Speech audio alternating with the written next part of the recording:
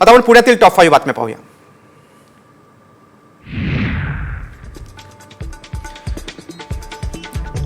गर्भवतीच्या मृत्यूनंतर पुण्यातील दीनानाथ मंगेशकर रुग्णालयाला उपरती आलेले. यापुढे रुग्णालयात इमर्जन्सीमधील कुठल्याही पेशंटकडून डिपॉझिट घेतलं जाणार नाही. रुग्णालयाच्या विश्वस्त बैठकीत हा ठराव झालेला आहे. रुग्णालयाच्या मुजोरीमुळे गर्भवतीचा मृत्यू झाल्याचा आरोप राज्यभरातून होतो. सुश्रुत घैसास आणि आमच्या रुग्णालयाचा काही संबंध नसल्याचे डॉक्टर निलिमा घैसास यांनी म्हटलेलं आहे.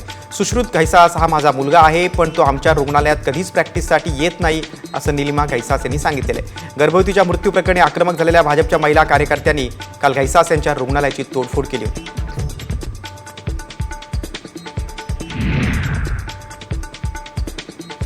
दोषींवर कारवाई करून भिसे कुटुंबाला न्याय देणार असल्याचं मुख्यमंत्र्यांनी सांगितलंय. तर भविष्यात अशा घटना होऊ नयेत म्हणून प्रयत्न करणार असल्याचं देखील मुख्यमंत्र्यांनी स्पष्ट केलं.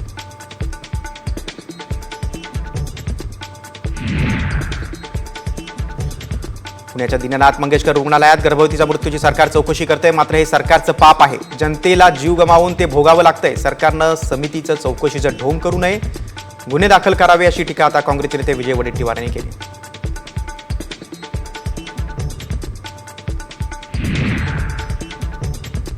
गर्भवतीच्या मृत्यूनंतर पुण्यात लहुजी सेना संघटना आक्रमक झालेल्या. हातात शेण घेऊन लहुजी सेनेकडून आंदोलन करण्यात आलं.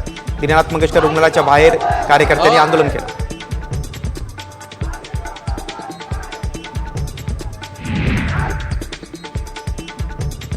पुण्यात दीनानाथ मंगेशकर रुग्णालयाबाहेर राष्ट्रवादी शरद पवार गटानं आंदोलन केलं. चिल्लर फेकून रुग्णालय प्रशासनाच्या विरोधात कार्यकर्त्यांनी आंदोलन केलं. गर्भवती महिलेच्या उपचाराअभावी मृत्यू झाल्यानंतर पुण्यात अनेक पक्ष संघटनांकडून आंदोलन केलं जातं.